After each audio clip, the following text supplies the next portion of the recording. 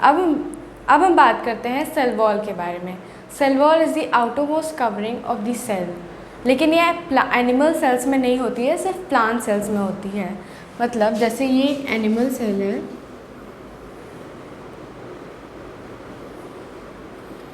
इसकी outer most covering cell membrane होती है, जिसको हम लोग पहले पढ़ चुके हैं। इसमें न्यूक्लियस होता है और साइटोप्लाज्म। ये है एक एनिमल सेल। एनिमल सेल्स में सेल वॉल नहीं होती है, लेकिन प्लांट सेल्स में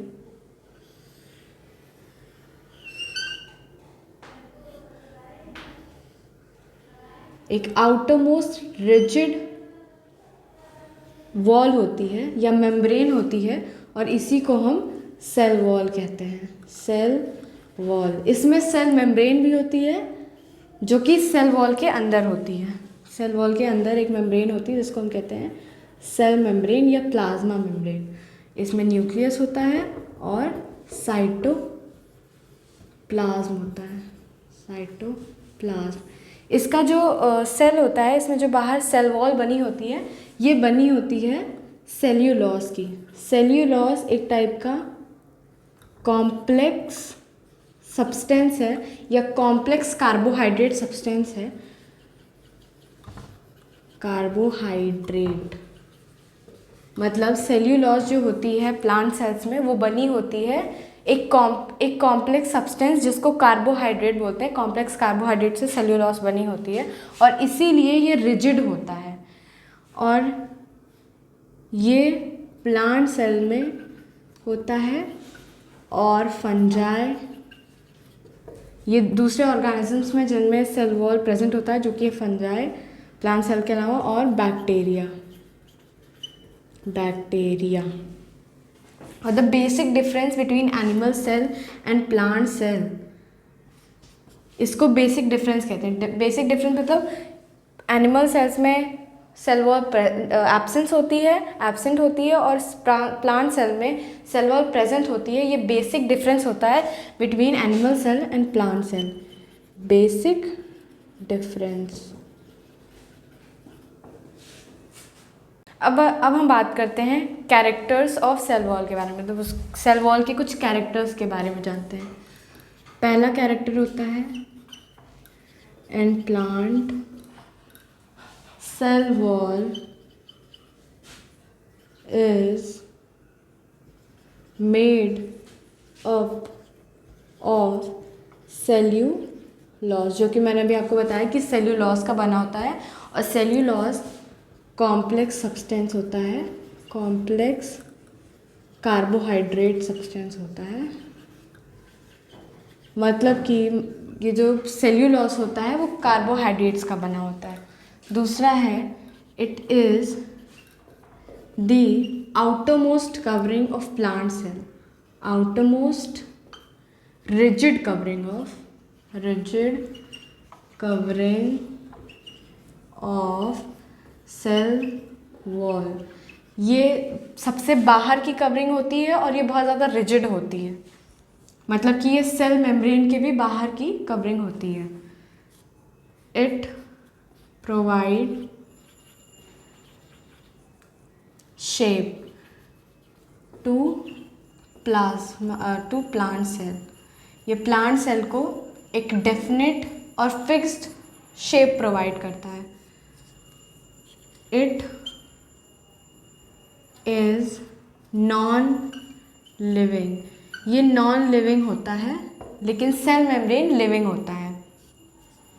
इट प्रोवाइड्स टर्जिडिटी। टर्जिडिटी क्या होता है?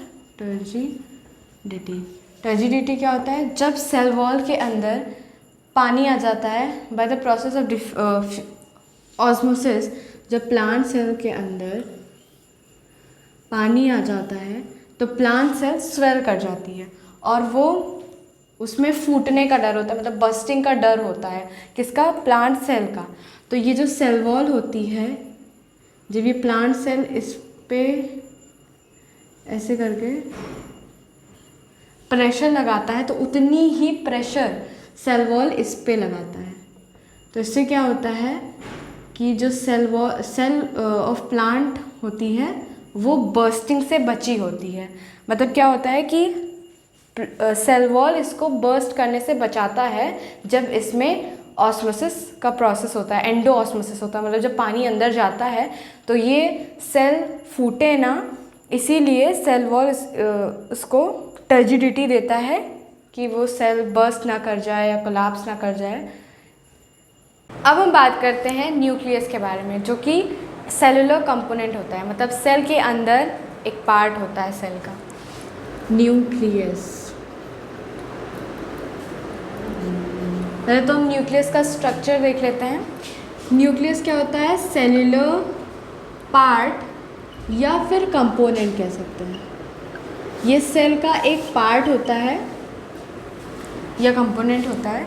ये सारे जो सेल ऑर्गेनेल्स होते हैं या सेल पार्ट्स होते हैं उनमें सबसे ज़्यादा बड़ा होता है, लार्ज इन साइज।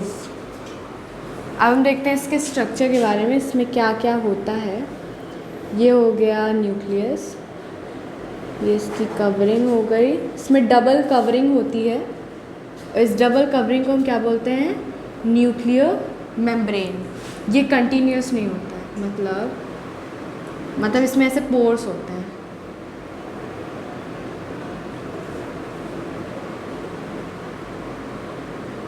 ये हो गया सेल वॉल का मेम्ब्रेन। ये डबल लेयर्ड होता है, डबल लेयर कवरिंग। इस डबल लेयर कवरिंग को क्या बोलते हैं? Nuclear membrane. Nuclear membrane. ये न्यूक्लियर मेम्ब्रेन कंटिन्यूस होता है, कंटिन्यूस नहीं होता है, मतलब इसमें पोर्स होते हैं और इस पोर्स को हम कहते हैं न्यूक्लियर पोर्स। Nuclear pores. इसके अंदर थ्रेड लाइक स्ट्रक्चर्स होता है, ऐसे ऐसे ऐसे ऐसे। इसको हम कहते हैं क्रोमेटिन। क्रोमेटिन। इसमें ग्राउंड सब्सटेंस होता है, मतलब कुछ लिक्विड टाइप का सब्सटेंस होता है। जैसे साइटोप्लाज्म होता है सेल के अंदर, वैसे न्यूक्लियस के अंदर जो ग्राउंड सब्सटेंस होता है उसको हम कहते हैं न्यूक्लियोप्लाज्म या कैरियोप्लाज्म। न्यूक्लियोप्लाज्म या कैरियोप्लाज्म। इसमें एक स्ट्रक्चर ऐसे होता है, उसको हम कहते हैं न्यूक्लियोलस। न्यूक्लियोलस। ये हो गया स्ट्रक्चर ऑफ डीएनए। अब हम इसके एक एक कंपोनेंट के बारे में जानते हैं। पहले जानते हैं न्यूक्लियर मेम्ब्रेन। न्यूक्लियर मेम्ब्रेन क्या करता है? साइटोप्लाज्म और न्यूक्लियस को अलग अलग रखता है। और न्यूक्लियर पोर क्या करता है? साइटोप्लाज्म ऑफ द सेल और जो सेल के अंदर जो मटेरियल होता है उसमें ट्रांसफ़र में हेल्प करता है। मतलब जो सेल में मटेरियल होता है उसको वो सेल इस पोर के थ्रू न्यूक्लियस के अंदर भेज सकता है और न्यूक्लियस के अंदर का मटेरियल जो है वो इस पोर्स के थ्रू बाहर आ सकता है फ्रॉम दी न्यूक्लियस। मतलब क्या होता है? न्यूक्लियर पोर का क्या काम होता है? Transfer of materials from cytoplasm to nucleus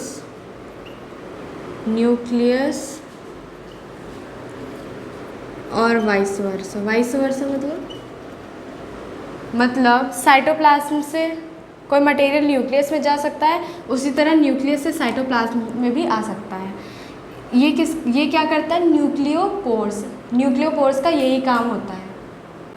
अब हम बात करते हैं क्रोमेटिन मटेरियल के बारे में। क्रोमेटिन मटेरियल्स क्या होते हैं? क्रोमेटिन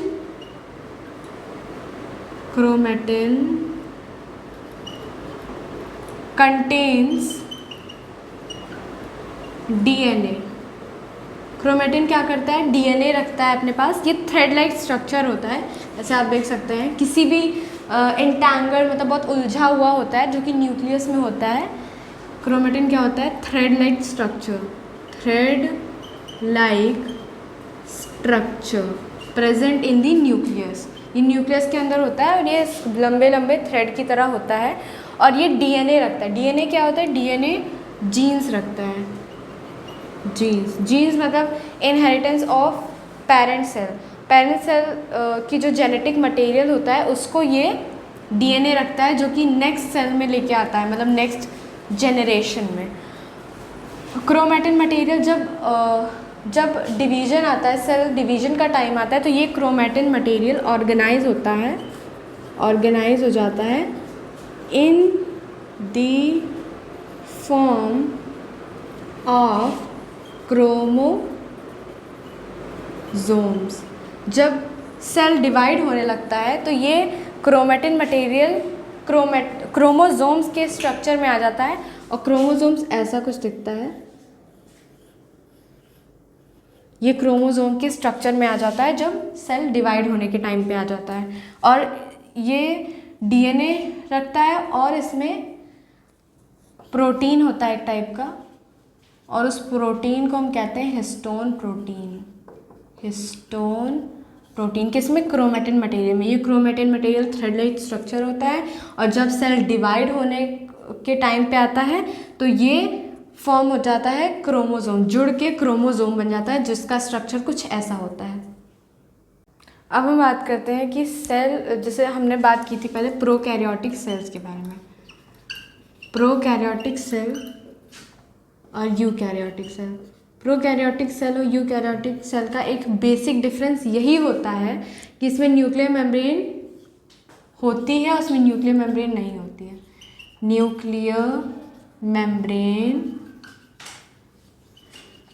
इज एब्सेंट और न्यूक्लियर मेम्ब्रेन इज प्रेजेंट। इसमें न्यूक्लियर मेम्ब्रेन होती है और इसमें नहीं होती है, और ये न्यूक्लियर मेम्ब्रेन नहीं होती है इसीलिए इसका जो न्यूक्लियस होता है वो प्रिमिटिव टाइप का होता है। Primitive type of nucleus. और इसका जो सेल होता है वो किस टाइप का होता है?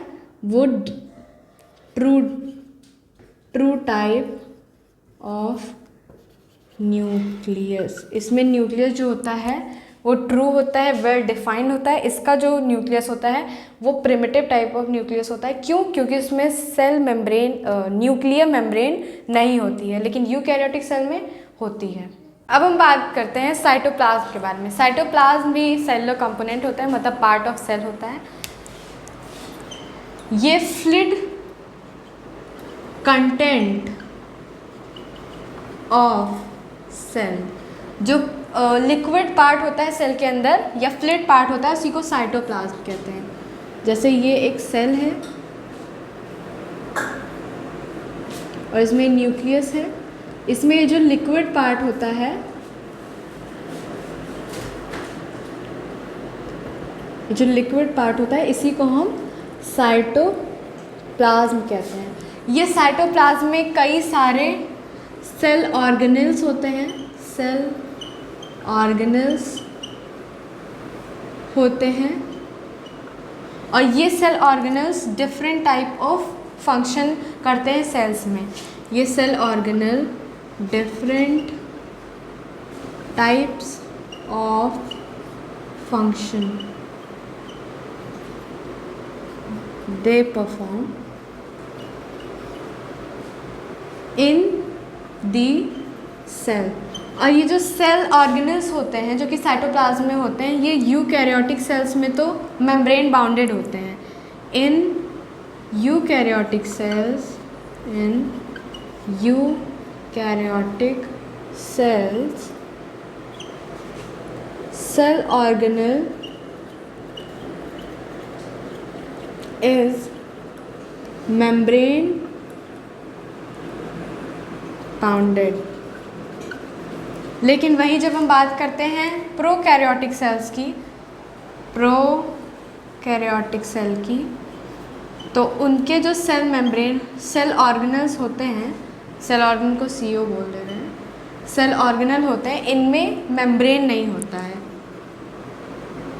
इज नॉट, नहीं, in prokaryotic cell organelles are not membrane bounded,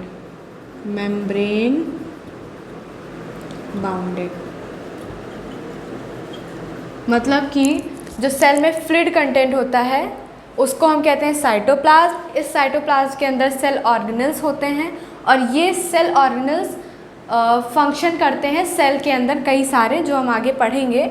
और यूकैरियोटिक सेल्स में जो सेल ऑर्गेनल्स होते हैं ये मेम्ब्रेन बाउंडेड होते हैं, मतलब इनकी एक डिफाइंड मेम्ब्रेन होती है या एनवेलप होता है, लेकिन प्रोकैरियोटिक सेल्स में ऐसा कुछ भी नहीं होता।